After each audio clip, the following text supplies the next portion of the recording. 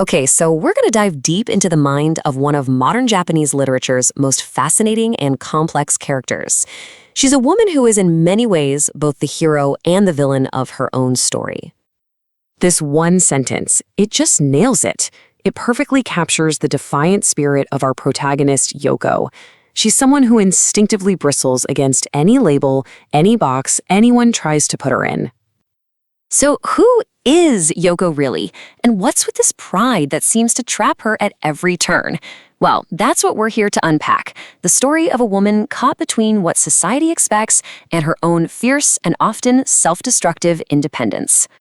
Our story kicks off right in the middle of the action, on a train pulling out of Tokyo. And it's here that a really tense encounter is about to force a reckoning with the past. Even in a simple moment like getting on a train, it's like the whole world is her stage.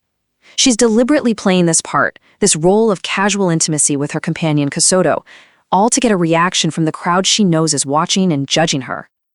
And you can see just how different they are, right? Koto, he's just this simple, earnest student. But Yoko, she's this sophisticated, mysterious presence. This strange pairing makes them the absolute center of attention in the train car, and you better believe Yoko is loving every second of it. And then, bam. Just for a split second, that mask cracks. There's a flicker of shock that she immediately covers up, like the pro actress she is. The performance is back on, but something has definitely been broken. Turns out, this is Kibi, her ex-husband.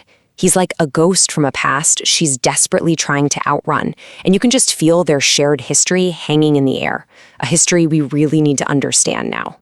So to really get what's happening on that train, we've got to hit rewind and go back to the beginning of the explosive story between Yoko and Kile.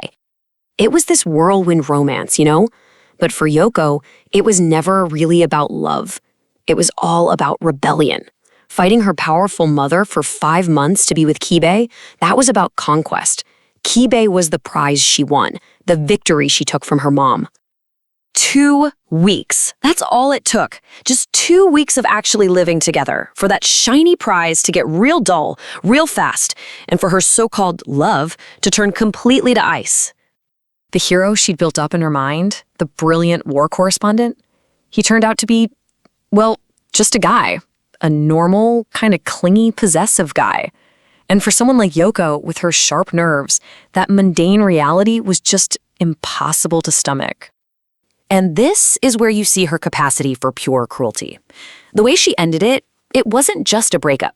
It was like a surgical amputation, but with zero anesthetic. Just a swift, brutal cut that left Kibe absolutely devastated. And look, this wasn't some one-off thing. No, this was a pattern. This was the peak of a whole life, built on defying, well, everyone and everything. I mean, from the time she was a teenager, she was just this force, systematically taking on every role, every authority figure in her path. Didn't matter if it was a school principal or her own powerful mother. She'd find their weakness and exploit it, all for her own sense of control. But this rebellion, it left real damage in its wake. Case in point, she had a daughter with Kibi, a daughter she kept a complete secret from him. She even lied to her own family about who the father was, basically turning her own kid into another pawn in her personal wars. Okay, so that brings us right back to where we started. On that train, Yoko's on her way to Yokohama, getting ready to bolt from Japan and start a quote-unquote new life in America. She immediately starts this masterful performance for poor Koto. She crafts this whole narrative where she's the tragic, misunderstood victim of her encounter with Kibe, twisting the truth just enough to lock in his sympathy and keep him right under her thumb. But what's going on in her head? That's a totally different story. She secretly despises these lukewarm men around her, like Koto and Kibe. And here's the crazy part. Deep down, she has this desperate, twisted longing for some force powerful enough to just break her, to finally dominate her rebellious spirit. So this whole trip to America, don't think for a second it's about love or a fresh start. It is a purely calculated escape, built around an arranged marriage to a man named Kimura, a man she already sees as sincere, but, you guessed it, weak and uninspiring. Just another man she can control on a new stage. And then, at Kawasaki Station, it happens. Her past and future smash right into each other in one final brutal moment with Kibe as he's getting off the train. For just a split second, you can see she has a choice. She could offer him a tiny bit of grace, a moment of peace, but she just can't do it. That pride kicks in and she hits him with one last look of pure, cold arrogance, as if he's a total stranger. She twists the knife one final time. And here's the gut punch. The second he's gone, that iron mask just shatters. And she's left completely alone, overwhelmed with this profound and lonely sorrow for the very connection she just willfully destroyed forever.